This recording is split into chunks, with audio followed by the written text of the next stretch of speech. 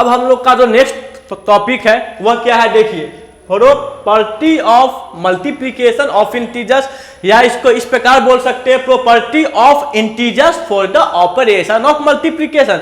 जैसे हम लोग दो इंटीजर्स को जब ऑपरेशन करते हैं एडिशन का, तो उसमें कुछ लॉ होते हैं, जो 5 लॉ हम लोगों ने देखा था।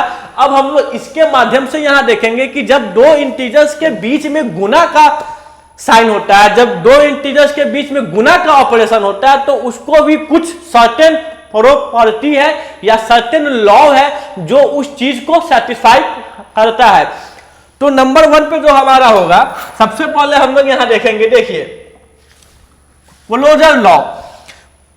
क्लोजर लॉ हम लोगों ने एडिशन में भी देखा था। तो उस समय क्या कहा था कि भैया दो इंटीजर को जोड़ने पे जो हमारा सम आता है, वह जो सम होता है हमारा, वह इंटीजर्स के बराबर होता है। यहां क्या होगा, closure law of integers for the operation of multiplication का जब बात करेंगे, तो यहां हम लोग क्या बोलते हैं, product of two integers is always integer.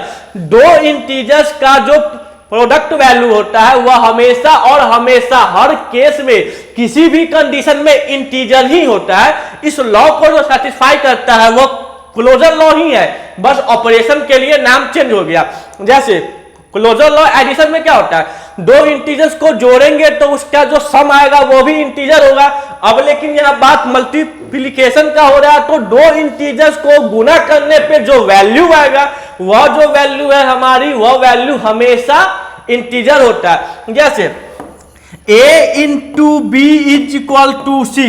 ए कोई इंटीजर्स है, बी कोई भी इंटीजर्स है, दोनों इंटीजर्स का जो प्रोडक्ट का वैल्यू होगा, उस वैल्यू को यदि हम लोग सी मानते हैं, तो A B and C belongs to integer family. A B C क्या होगा, इंटीजर फैमिली में बिलोंग करेंगे।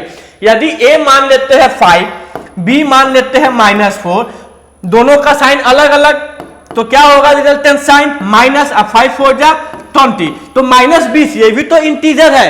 तो यहां से क्या मालूम चला कि दो इंटीजर्स का जो प्रोडक्ट वैल्यू होता है वह हमेशा इंटीजर होता है। Product of two integers is always integer, that property is satisfied by closure law. अब दूसरा बात करते हैं कम्यूटेटिव लॉ। कम्यूटेटिव लॉ जैसे एडिशन के लिए था, दो इंटीजर्स को यदि हम जोड़ते हैं तो हम उसके पोजीशन से हमको कोई फर्क नहीं पड़ने वाला, या तो आप ए को पहले जोड़िए बी से, या तो बी को पहले जोड़िए ए से। यहां क्या होगा, यहां देखिए हम लोग क्या करते हैं,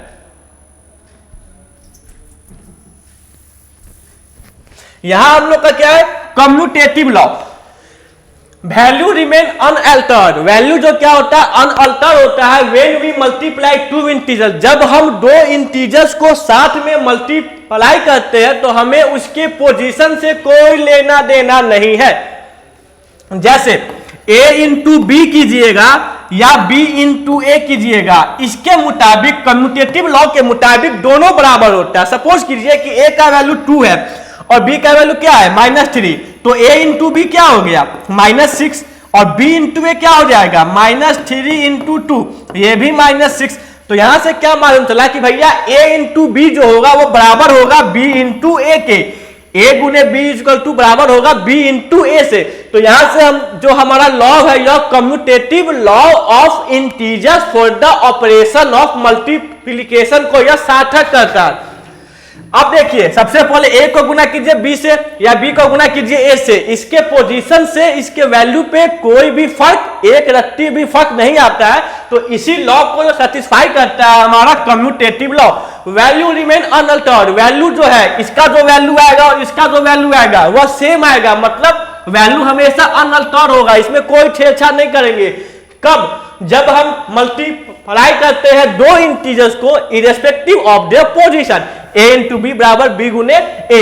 कम्यूटेटिव लॉ क्या हो गया, a गुने b बराबर b गुने a। अब आते हैं हमारा तीसरा जो हमारा प्रॉपर्टी होता है उस पे आते हैं, वो क्या है, एसोसिएटिव लॉ।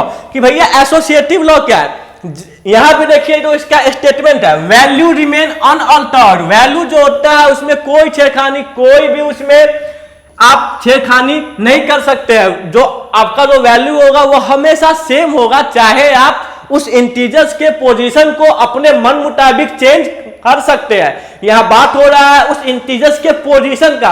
अब ये नहीं कि 2 के जगह 4 लिख दीजिएगा, 2 को आप किसी भी पोजीशन पे ले जा सकते हैं, लेकिन 2 का जो वैल्यू है वो हमेशा 2 ही रहेगा। जैसे देखिए a into B into C, a into B into C, a into C into B. हमने क्या माना, 3 इंटीजर्स हमने ले लिया, एक इंटीजर्स a है, दूसरा इंटीजर्स b है, तीसरा इंटीजर्स c है। सबसे पहले या तो आप b और c को गुना कीजिए, जो वैल्यू आएगा फिर a से गुना कीजिए, या आप इस प्रकार कर सकते हैं कि भैया पहले हम a और b को गुना कर लेंगे, जो वैल्यू आएगा फिर हम c से गुना करेंगे। फिर आप क्या बोल सकते हैं कि नहीं, सबसे पहले हम a और c में गुना करेंगे और जो वैल्यू आएगा उसने b से करेंगे। मान लीजिए एक कोई बच्चा है वह इस मेथड पे गया, एक कोई बच्चा है वह इस मेथड से बनाया और एक कोई बच्चा है वह इस मेथड से बनाया। अब हमको देखना है कि क्या उन तीनों केस में जो हमारा एक वैल्यू है वो वैल्यू हमारा सेम रहेगा। सपोज करते हैं भैया कि a का वैल्यू 1 है, b का वैल्यू 2 है और c का वैल्यू -5 है। तो अब क्या करते हैं, a क्या है 1 इंटू b क्या है 2 इंटू -5। अब आप यहां देखिए दो integers, unlike sign, resultant sign, minus, product value 10, तो 1 इंटू -10 क्या हो गया भैया -10। इस केस में देखते हैं a इंटू बी, तो 1 इंटू 2 क्या हो गया 2, अब 2 इंटू -5 -10। अब इस केस में देखते हैं a into C, 1 into -5 into 2 -10। मतलब जो तीनों बच्चे थे, तीनों बच्चे का जो मेथड था वो सेम था, लेकिन उसका फॉर्म अलग था। एक ने क्या किया, पहले बी और सी को गुना किया, जो वैल्यू आया ए से किया, दूसरे ने ए और बी को साथ में गुना किया, जो वैल्यू आया सी से किया, तीसरे बच्चे ने क्या किया, ए और सी को गुना किया, उसके बाद जो वैल्यू आया बी में किया। लेकिन तीनों कंडीशन में हमारा जो वैल्यू था -10 -10। इससे एक बात हमको मालूम चला कि 3 इंटीजर्स हो या 3 से ज्यादा इंटीजर्स हो, यदि हम लोग उनके पोजीशंस को चेंज करते हैं तो इससे हमारे आंसर पे, सॉल्यूशन पे कोई फर्क नहीं पड़ता है। इसी को एसोसिएटिव लॉ दिखाता है। तो यहां से हमको क्या मालूम चला, a इंटू बी इंटू सी बराबर a इंटू बी इंटू सी, ये बराबर होता है a इंटू सी ब्रैकेट बंद इंटू बी। यह हमारा एसोसिएटिव लॉ है। हमने 3 लॉ देखा। क्लोजर लॉ, जब दो इंटीजर्स को आपस में गुना करते हैं तो उसका वैल्यू हमेशा और हमेशा हर कंडीशन में इंटीजर्स ही होता है, इसको सेटिस्फाई यह लॉ करता है। दूसरा कम्यूटेटिव लॉ, इसी का छोटा भाई है।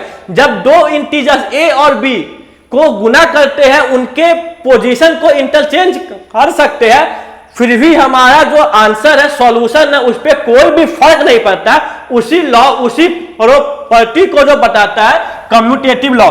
इसको लिख सकते हैं भैया a इंटू बी बराबर होता है b इंटू ये। अब फिर तीसरा क्या था, एसोसिएटिव लॉ। यहां कम्यूटेटिव और एसोसिएटिव में अंतर क्या होगा आप पूछ सकते हैं। कम्यूटेटिव में 2 इंटीजर्स का बात हो रहा है और एसोसिएटिव में 3 या 3 से ज्यादा इंटीजर्स का बात कर रहे हैं, लेकिन दोनों सेम है। बस अंतर किसका है, तो इंटीजर्स के नंबर का अंतर है। यहां 2 इंटीजर्स आते हैं और यहां 3 या 3 से ज्यादा इंटीजर्स का बात करते हैं। अब हमारा जो चौथा है मल्टीप्लिकेटिव लॉ। मल्टीप्लिकेटिव लॉ या मल्टीप्लिकेटिव आइडेंटिटी बोल सकते हैं। इसको क्या बोलिएगा, मल्टीप्लिकेटिव आइडेंटिटी। यह हमारा हो गया मल्टीप्लिकेटिव आइडेंटिटी। आपको मैंने पिछले बार बताया था आइडेंटिटी का मतलब क्या होता है, पहचान, अस्तित्व। तो किसी भी नंबर में किस चीज से गुना करेंगे कि वह अपना अस्तित्व ना खो दे। मान लीजिए मैं सुबह सुबह मिरर देखा, अब मिरर में हमारा ही फेस आएगा, किसी और आदमी का तो फेस आएगा नहीं। मतलब हमारा जो अस्तित्व है वो हमारा फेस, मैं अपने उस फेस को उस मिरर के माध्यम से भी देख रहा हूं। यदि कोई नंबर 5 रखे तो 5 में किस नंबर से गुना करेंगे कि वह अपनी पहचान ना खो। मान लीजिए एक कोई इंटीजर्स a है, इस इंटीजर्स a में किस इंटीजर से गुना करेंगे, इस इंटीजर a में किस इंटीजर से गुना करेंगे कि इसका वैल्यू a हो। मतलब a में किस इंटीजर से मल्टीप्लाई करेंगे कि उसका जो वैल्यू हो, मतलब a का जो आइडेंटिटी हो वो चेंज ना हो। अब हमको b का वैल्यू निकालना होगा, क्योंकि हमको सवाल क्या पूछा है कि a में किस इंटीजर से गुना किया जाए। तो हम मान लिए भैया b है, लेकिन b का कुछ वैल्यू तो होगा, तो b इक्वल टू क्या हो गया, आपको मालूम है यह अगर यहां मल्टीप्लिकेशन में है तो उधर जाएगा क्या हो जाएगा भैया, डिवाइड में। मतलब b का वैल्यू क्या हो गया 1। मतलब किसी भी इंटीजर्स में यदि 1 से गुना करते हैं तो उससे क्या होगा, उस इंटीजर्स की जो आइडेंटिटी है वो चेंज नहीं होगी। मतलब a into 1 is equal to a। अब इसी से देखिए हम तीनों लॉ समझते हैं, क्लोजर लॉ। दो इंटीजर्स को गुना करने पे क्या आ गया, इंटीजर्स, बिल्कुल सही। Commutative law a into 1 is equal to a होता है, या ये भी तो हो सकता है भैया 1 इंटू a, क्योंकि a इंटू बी बराबर b इंटू a होता है। अब यह हो गया हमारा मल्टीप्लिकेटिव आइडेंटिटी। किसी भी नंबर में किस नंबर से गुना करेंगे तो आपको बोलना है भैया किसी for any integers we will have to multiply with 1 so that its value remains unaffected। किसी भी इंटीजर्स में 1 से गुना करेंगे तो वो वैल्यू अपनी आइडेंटिटी खोएगी नहीं। तो किसी भी इंटीजर्स का ये हो गया। अब हम लोग पांचवा में आते हैं, मल्टीप्लिकेटिव इनवर्स। जैसे हम लोग एडिटिव इनवर्स पढ़े थे कि भैया दो इंटीजर्स को जोड़ने पे क्या आना चाहिए, 0। अब 0 क्यों, क्योंकि 0 हमारा एडिटिव आइडेंटिटी था। यहां मल्टीप्लिकेटिव आइडेंटिटी क्या है 1। तो इसका स्टेटमेंट क्या होगा कि जब दो इंटीजर्स को आपस में गुना करेंगे तो वैल्यू क्या आना चाहिए 1। तो अब देखिए क्या किसी भी इंटीजर्स का मल्टीप्लिकेटिव इनवर्स हो सकता है क्या। मैंने यहां बस स्टेटमेंट लिखा है, प्रूफ नहीं किया। Product of two integers is always 1। दो इंटीजर्स का प्रोडक्ट हमेशा 1 होना चाहिए। यह लॉ बोल रहा है, लेकिन यह लॉ जो बोल रहा है क्या वो सही बोल रहा है, देख लेते हैं। मान लीजिए एक इंटीजर a है, दूसरा इंटीजर b है, इन दोनों का प्रोडक्ट हमेशा क्या आना चाहिए 1। तो यहां से अगर हम b का वैल्यू निकालेंगे तो b का वैल्यू क्या हो गया 1/a, और a का वैल्यू क्या हो गया 1/b। आपको मालूम है कि इंटीजर्स में फ्रैक्शन का कोई रोल नहीं है। इसका मतलब किसी भी इंटीजर्स का मल्टीप्लिकेटिव इनवर्स प्रैक्टिकली पॉसिबल है ही नहीं, क्योंकि मान लीजिए अब 5 है। अब 5 का हम बोलेंगे कि भैया मल्टीप्लिकेटिव इनवर्स क्या होगा, मतलब 5 में किस इंटीजर से गुना करेंगे। बात वहां क्या हो रहा है कि 5 में किस इंटीजर से गुना करेंगे कि वैल्यू 1 है। तो आपको क्या करना पड़ेगा 5 into 1/5, but 1/5 is not integers, 1/5 is fraction. तो हम क्या बोल सकते हैं, किसी भी इंटीजर्स का मल्टीप्लिकेटिव इनवर्स प्रैक्टिकली पॉसिबल नहीं है। लेकिन हाँ, किसी भी इंटीजर्स का मल्टीप्लिकेटिव आइडेंटिटी हमेशा 1 होता है, लेकिन मल्टीप्लिकेटिव इनवर्स पॉसिबल नहीं है किसी भी इंटीजर्स में। मल्टीप्लिकेटिव इनवर्स का एक और नाम होता है रेसिप्रोकल ऑफ नंबर, किसी भी नंबर का रेसिप्रोकल। जैसे 4 का क्या हो गया 1/4। लेकिन अगर इंटीजर्स का बात करेंगे तो किसी भी इंटीजर्स का मल्टीप्लिकेटिव इनवर्स प्रैक्टिकली पॉसिबल नहीं है। मैं लिख देता हूं, it is not possible for integer, मतलब फॉर एनी इंटीजर, किसी भी इंटीजर का मल्टीप्लिकेटिव इनवर्स नहीं होता। आपसे कोई पूछे तो आप बिल्कुल बोलिएगा, और यदि वो आपको बोले एक्सप्लेन करो तो आपको सिंपल जो इस लॉ का जो स्टेटमेंट है मैंने यह लिखा है, दो इंटीजर्स को गुना करने पे 1 हो, एक इंटीजर 5 हो तो दूसरा इंटीजर को 1/5, लेकिन 1/5 तो इंटीजर्स होता ही नहीं है। तो हम बोल सकते हैं किसी भी इंटीजर्स का मल्टीप्लिकेटिव इनवर्स प्रैक्टिकली पॉसिबल नहीं है। अब हम लोग आते हैं तीसरा में, जो इसका आखिरी है। अब इसका आखिरी क्या है, डिस्ट्रीब्यूटिव लॉ ओवर एडिशन। ये बड़ा समझदार और बड़ा ही शानदार यह टॉपिक है, मल्टीप्लिकेशन के प्रॉपर्टी का यह जान है। डिस्ट्रीब्यूटिव लॉ ओवर एडिशन, आपको क्या करना है डिस्ट्रीब्यूट करना है, लेकिन डिस्ट्रीब्यूट करना है उसके साथ में एडिशन का ऑपरेशन भी यहां शामिल है। इट इंप्लाई, यह इंप्लाई कर रहा है that to divide something given equally, किसी भी चीज को डिवाइड करने के लिए, लेकिन कैसे करना है, इसको इक्वली डिवाइड करना है। उसके लिए देखिए क्या है, a into B plus C.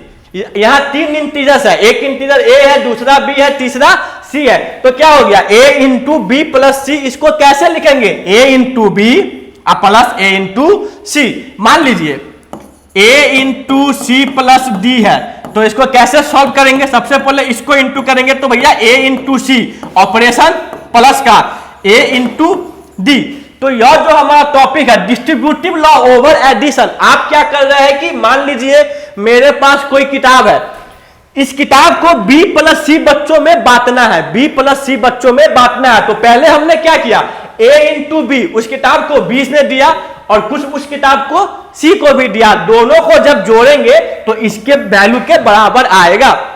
Suppose A का वैल्यू क्या है, A का वैल्यू 5 है, B का वैल्यू क्या है 2 है, C का वैल्यू क्या है 1 है। 2 + 1 क्या हो गया भैया 3, या 5 इंटू 3 क्या हो गया 15। 2 C के जगह पे 1, 2 + 1 3 इंटू 5 15। A इंटू बी क्या हो गया 5 इंटू 2 10, अब 5 इंटू 1 क्या हो गया 5, ये भी वैल्यू क्या आ गया 15। मतलब यह दोनों बिल्कुल सही है। A into B plus C बराबर क्या हो गया A into B plus A into C. इसी का एक और रूप है B + C गुने A, B + C गुने A को हम कैसे लिख सकते हैं भैया, पहले B इंटू A करेंगे, एडिशन का ऑपरेशन यूज करेंगे, प्लस C इंटू A। यह डिस्ट्रीब्यूटिव लॉ है, मतलब हमको किसी चीज को बांटना है, लेकिन यहां ऑपरेशन किस चीज का यूज होगा, एडिशन का। इसी के बाद हमारा एक और टॉपिक है जो इसी में है, डिस्ट्रीब्यूटिव लॉ ओवर सब्ट्रैक्शन। यहां क्या आ जाएगा सब्ट्रैक्शन। तो यहां का क्या होगा हमारा symbol A into B minus C equal to क्या हो गया A into B minus A into C. B minus C into E अगर करते हैं तो क्या हो गया B into E minus C into E. जो हमारा एडिशन के केस में होता है वही सब्ट्रैक्शन के केस में होगा, मगर एडिशन का जो ऑपरेशन है वो रिप्लेस कर लेगा सब्ट्रैक्शन के ऑपरेशन से, और इसमें कुछ भी नहीं है। तो हमारा जो यह प्रॉपर्टी था मल्टीप्लिकेशन का, नंबर 1 क्लोजर प्रॉपर्टी वैलिड होता है, बिकॉज किसी भी दो इंटीजर्स का प्रोडक्ट हमेशा इंटीजर होता है। यह बिल्कुल गांठ बांध लीजिए, इसमें कोई गलत नहीं है, मतलब यह सही है।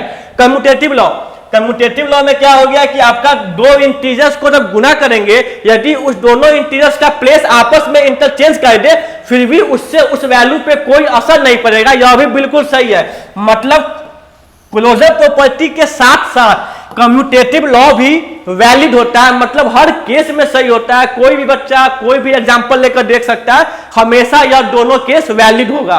तीसरा एसोसिएटिव लॉ। एसोसिएटिव लॉ देखिए क्या हो गया, एसोसिएटिव लॉ जो है वो भी आपका इसमें वैलिड है। एसोसिएटिव लॉ भी इसमें वैलिड है, क्योंकि एसोसिएटिव लॉ में क्या होता है 3 या 3 से ज्यादा इंटीजर आते हैं, लेकिन कम्यूटेटिव लॉ में क्या होते हैं 2 या 2, केवल 2 ही इंटीजर्स कम्यूटेटिव लॉ में आते हैं, और एसोसिएटिव लॉ में 3 या 3 से ज्यादा इंटीजर आते हैं। यदि कम्यूटेटिव लॉ सही है तो एसोसिएटिव लॉ भी झक मार के सही होगा, इसमें कोई सोचने वाली बात नहीं है। हमारा अब जो यह भी वैलिड है, यह भी वैलिड है, यह भी वैलिड है।